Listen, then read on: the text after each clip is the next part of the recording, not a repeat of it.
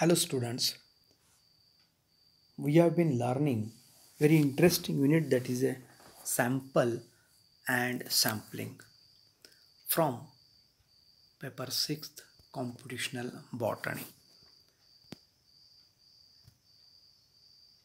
Today's in this lecture we are going to learn non-random sampling and types of non-random sampling. Now first we will get idea about what is non-random sampling. Non-random sampling, it is the process of sample selection without the use of randomization. Here we are not going to use randomization, isn't it?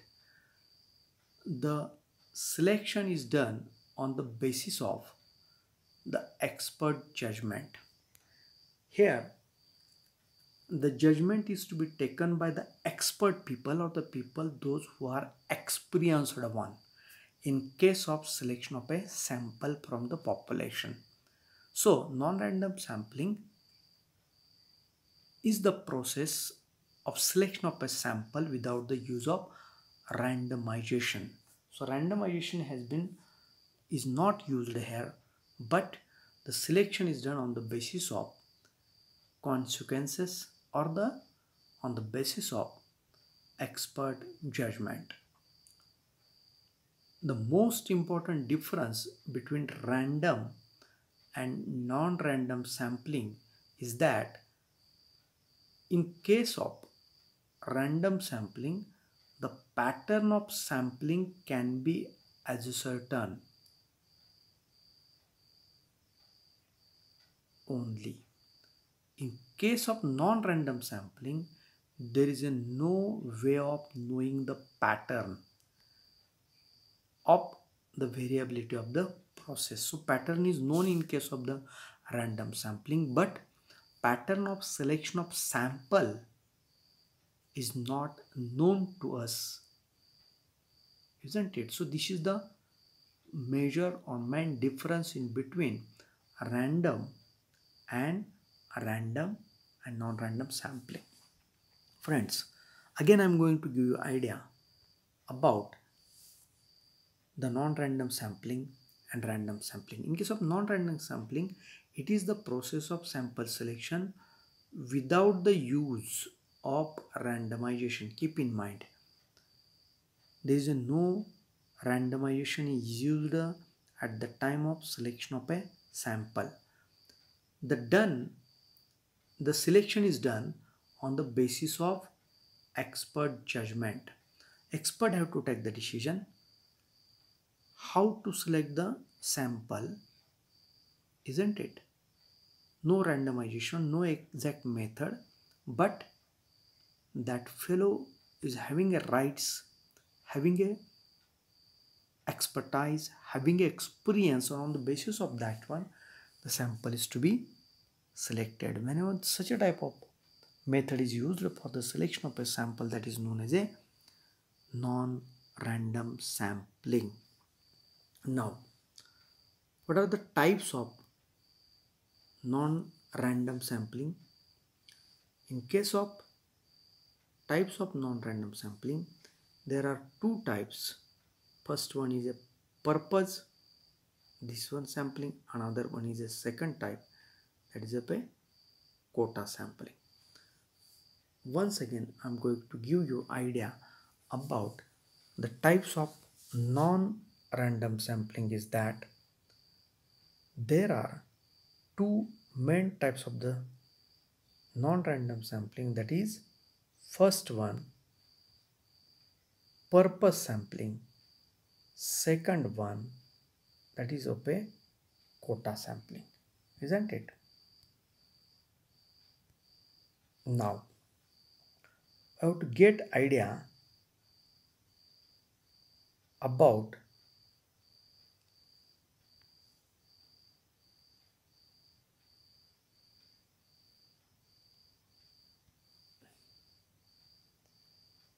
quota sampling.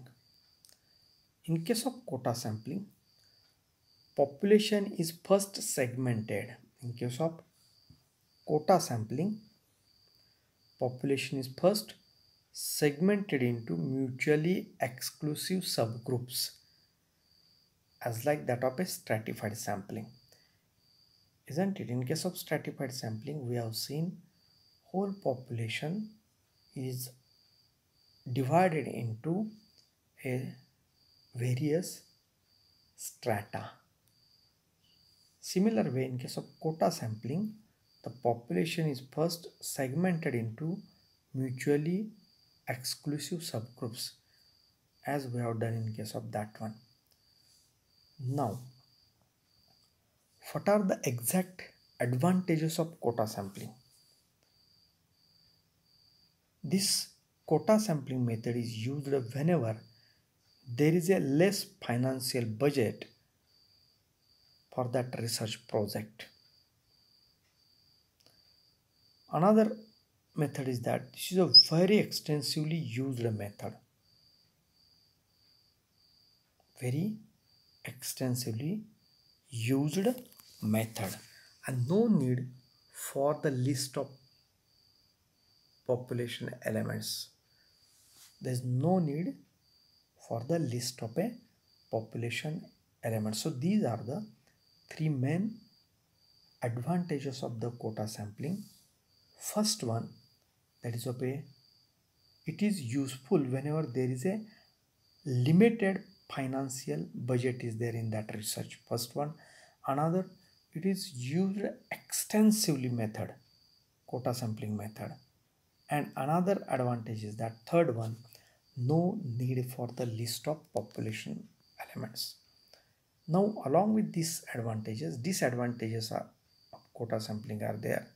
Variability and bias cannot be measured or controlled. Variability and biased, B-I-A-S-E-D, partiality. This is not bias. Cannot be measured or controlled.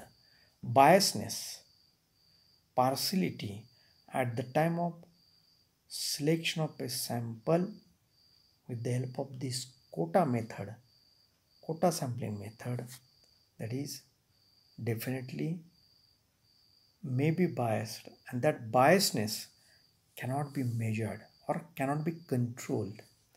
Also, it is a time consuming method. It is a time projecting data beyond the sample not justified. So this is third disadvantage of a quota method. Now, second method we have to study, that is of a purpose, isn't it? Purpose sampling involves choosing respondents at the convenience of the researcher. म्हणजे इथं रिसर्चरला ज्या पद्धतीनं पाहिजे, ज्या पद्धतीनं त्याला select करायचे आहे, त्या पद्धतीनं तो काय करू शकतो, सिलेक्ट करतो. म्हणून त्याला म्हणले पर्पज सॅम्पलिंग methodology. आपण स्टडी करतो. We have been learning the main two types of a non-random sampling, that is first one is a quota, another one is a purpose, isn't it? Now, in case of quota sampling, what we have done, population is divided into some segments, mutually exclusive homogeneous segments.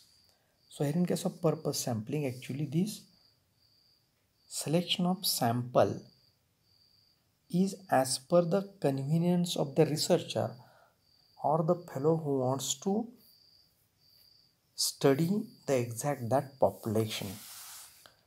Then, as we have seen, advantages and disadvantages of a quota method. Here, the advantages of purpose or second method of a non-random sampling is that very low cost, means economically it is a feasible. It is not that much costly method. If we want to select the sample with the help of purpose non-random sampling method, then it could be possible to select by spending less money, or less cost would be there of selecting a sample from the population by using purpose method. Now this method is also extensively used by the scientists. Scientists, researchers are those who are selecting the samples. They are extensively uses this method of a sampling. As we have seen, in case of quota sampling there are the three advantages, but in case of purpose there are the only two advantages of this method, which can be used for the selection of sample that is very low cost. Another one is extensively used. Now what are the disadvantages? So definitely variability and bias cannot be measured. So there is a variable type of samples are there, so there is a variability and bias cannot be measured. Suppose the researcher has collected the samples on the basis of partiality, committing some mistakes or biased manner, so definitely that biasness cannot be measured very easily here with the help of this method. Or this one sample is in our hand, we cannot be able to measure the biasness of the sample collector, or the fellow who is dealing with the collection of a sample. Now another disadvantage, that protecting data beyond sample not justified. This is second one. Students, once again I will give you idea about, we have been learning non-random sampling and its type. So there are two types we have studied. First one is a quota sampling, another one is a purpose sampling. Friends, last type, that is of a second type, that is of a non-random sampling, is purpose sampling. The purpose sampling involves choosing respondent at the convenience of the researcher. As per the convenience, researcher or fellow want to study the specific population, and after studying that one, he wants to come to the conclusion or inferences. He having a rights, isn't it, of selection of sample. Now advantages of this sample methodology which is used in a sampling, that is of a purpose, is that it is a very low cost, meaning it requires less finance, less money for the completion of collection of samples. Another, this method is used extensively. So these are the two main advantages of a, we have to say that, the purpose method. Now what are the disadvantages? Again, variability, how much there is a variability in a collected samples, and bias cannot be measured in case of method of non-random sampling, that is type purpose non-random sampling method, we cannot measure.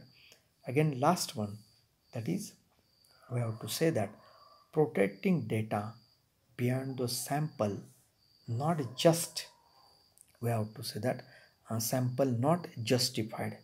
Protecting data beyond the sample not justified, in the sense justification is there given to the each and every population member or the data which is actually main behind the sample. As we know that we are collecting sample from the collected data, or we are having the observations with us. Protecting data behind the sample not justified. Data which is behind the sample is definitely not justified. So this is another second I have to say that the but most important disadvantage of a method, that is purpose non-random sampling method. So with this, my friends, thank you very much. As usual, once again I will say to you, right now we have been facing the problem that is of a COVID-19 pandemic. So in this period you have to take your own care, take care of your family members, and most important thing is that you have to go out of your home, houses or bungalows when and when there is a definitely need to go, isn't it? Otherwise,